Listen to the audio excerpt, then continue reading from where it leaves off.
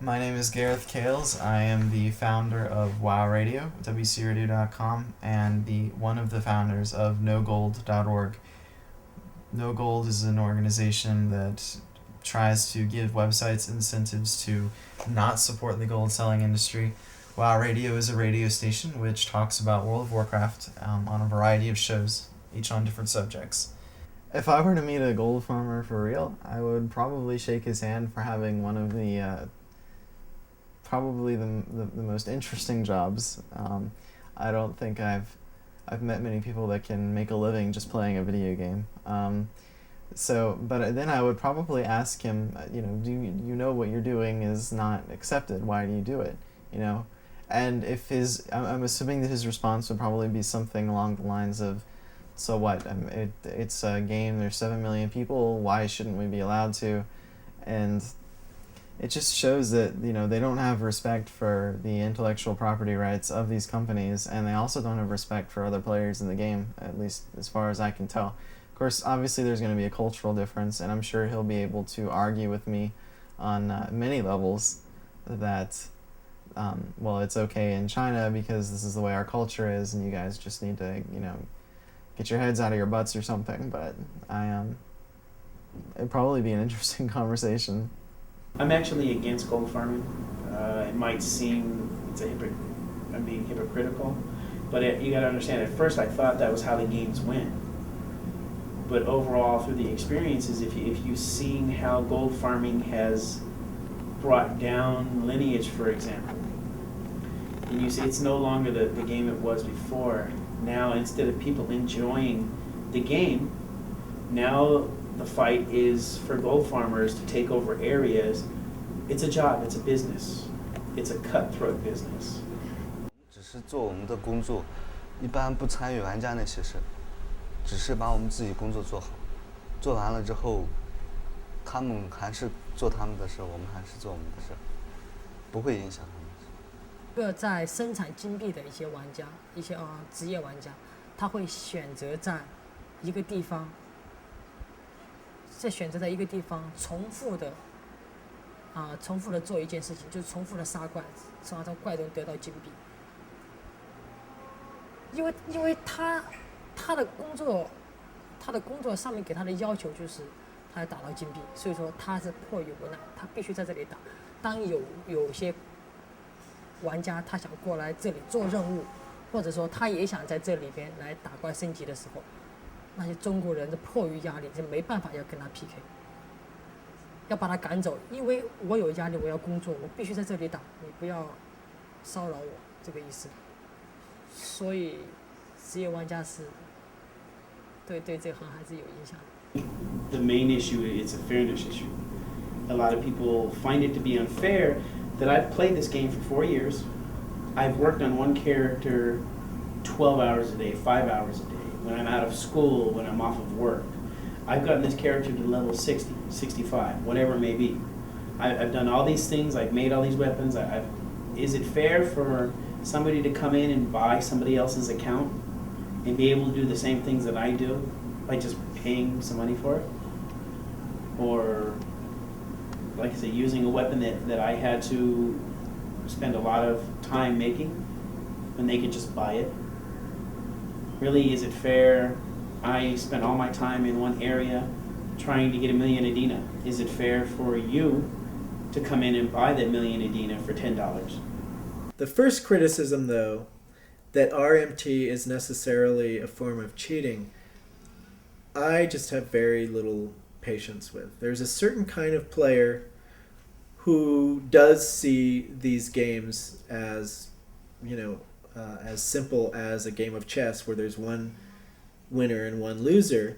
But to me, and I think to most players, they are so complex and open-ended, and my getting ahead does so little to diminish your getting ahead that you just have to be very sort of, it's almost a ideological perspective that you have to adopt in order to see this as cheating, rather than anything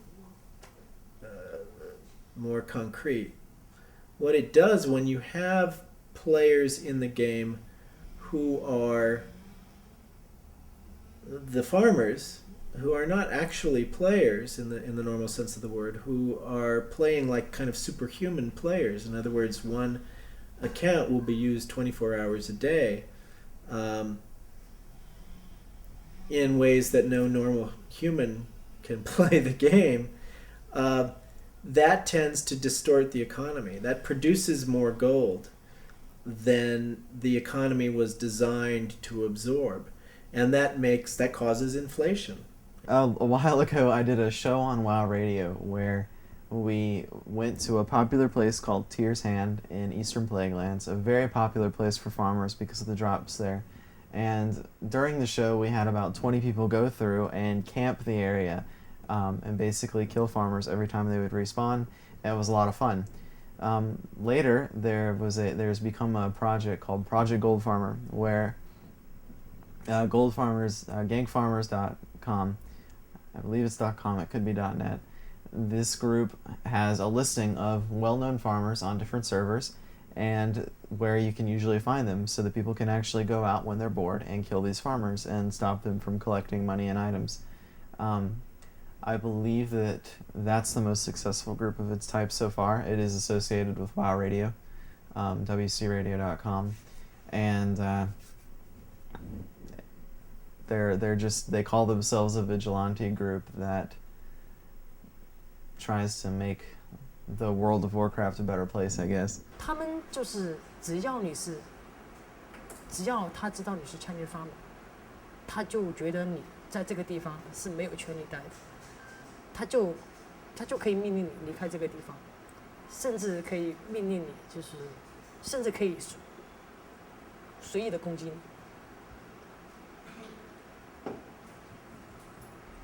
遇到困难，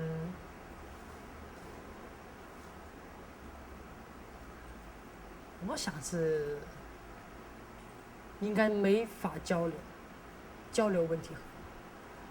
就是有人说是沟通无极限，我只要会沟通，哪怕一个警察和一个罪犯，他都能作为朋友。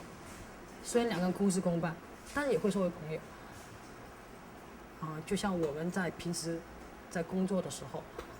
我们今天的任务完成了，还有4个小时、3个小时，我们也想去享受这个游戏，我们就想跟一些国外的一些玩家，我们说我们一起组队，我们一起去做一些小任务，我们一起想去副本去玩一下，没办法沟通。当你组了一个外国朋友的，他们会过来说你想干什么你想去干什么我可以帮你什么？我们在那里是哑口无言。其实我很想说。我们一起去玩吧，我们一起去游戏这个我们一起很好的去游戏，我们很想说，但说不出口。如果当一个 Chinese farmer 他在工作的时候，他在没有任何程序游戏的时候，他在手工操作的时候，我希望就是一些国外的玩家在看到以后，就是希望你能够理解他的工作性质。能够给他腾出一片天空来，这样的职业玩家的话会很感激你的，他绝对不会就是说跑到另外一个地方再去打扰你，他会盯在这里打，他只需要一片小小的天空，一个小小的空间就行了。